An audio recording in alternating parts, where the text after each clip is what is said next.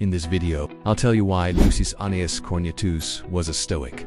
If you don't know much about Lucius Annaeus, I don't blame you because history doesn't teach us much about him. But here's what we know. He was born in 39 or 38 BC in Athens to a Roman father and a Greek mother. He lived in Rome during the rule of Augustus and died around 65 AD at the age of 74. He was a friend of Pliny the Younger, who often mentions him in his letters, and he was most probably the only non-Roman senator in ancient Rome, even though he was Greek. He seems to have spoken better Latin than Greek. So did he identify himself more with Rome or Greece? Was he a philosopher or a politician? What did he do for the Stoics?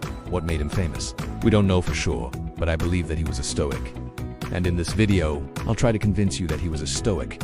He wrote many philosophical treatises, but unfortunately none of them has survived to our days. But there are plenty of clues in other authors' works that tell us about his philosophy and his ideas. Why do I think he was a Stoic? First of all, he chose a very Stoic name. His family's original name was Cornelius. That's clear from Pliny's letter. But he dropped the first two letters of the original name and called himself Anasa, which sounds like Antisthenes, the founder of the Cynics. This shows us that he had a passion for philosophy. He wanted to be associated with the greatest figures in philosophy. Secondly, he spent time studying in Athens, and he was a friend of Atticus, who was the tutor of young Marcus Aurelius. We know that Atticus was a Stoic, and even though Athenodorus was older than I think it's possible that he studied under Athenodorus or at least exchanged ideas with him. If you want to learn more about Thirdly, one of his friends was the Stoic poet Lucius. He is the author of a beautiful poem addressed to his friend Aeneas. In this poem, he describes how he met Cornutus in Athens. They became friends immediately when they recognized each other as fellow Stoics. Then they went back to Rome together and shared a house. Lucilius says that they both used to wake up early in the morning before sunrise,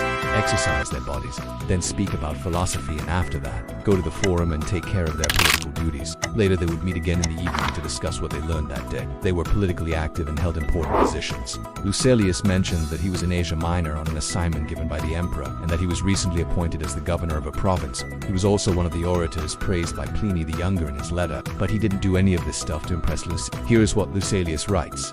You yourself, dear friend, show no pride from your high birth or consular rank. You mingle freely with all men, whether they are low or high, and so you make friends. So he was humble and friendly to everyone. We know from Pliny that he was well respected by the emperor. There is a letter of Pliny asking the emperor to intervene and free the slave of Cornutus. The reason why the slave was imprisoned was ridiculous. A freed woman accused him of being arrogant.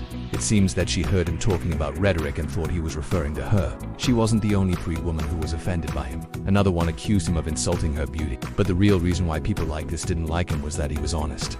He was not politically correct. People couldn't stand the truth. He called things by their names. He didn't play the game. He didn't seek power. He wasn't afraid to say what he thought. Seneca said something similar about one of the characters in his dialogue, that people hate honesty. Honesty, especially when it's uncomfortable, is always the best policy, but people hate it. He was invited to join the conspiracy against the Emperor Nero, but he refused. Instead, he predicted the fall of Nero and the rise of Vespasian. I think this shows us that he was not a supporter of the existing regime.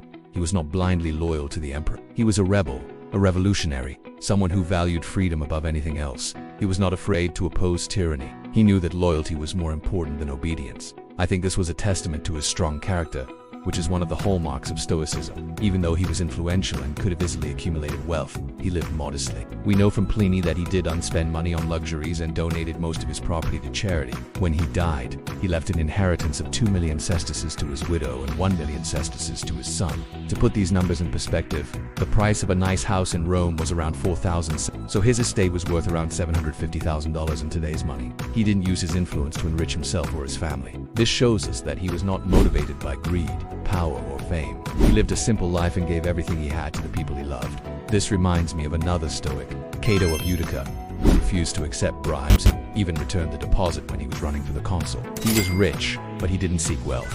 Wealth didn't motivate him. He tried to persuade his son to become a philosopher and wrote a book on the subject. Unfortunately, the book doesn't exist anymore. But Seneca wrote a letter to his son, in which he shares with him the advice that his father gave him. This shows that he was not indifferent to the world. He cared about the future of philosophy and wanted to pass the torch to the next generation. But the main reason why I think he was a Stoic is that he embodied the Stoic idea of living according to nature. He was not afraid to be different. He didn't care what other people thought of him. He lived the way he wanted to live. He spoke the way he wanted to speak. He didn't conform. He didn't compromise. He was true to himself. And in doing so, he lived a life of virtue, wisdom, and courage. Thank you for watching. If you enjoyed the video, give it a thumbs up and share with your friends. Subscribe if you haven't already and check out my podcasts. As always, I'll see you next time.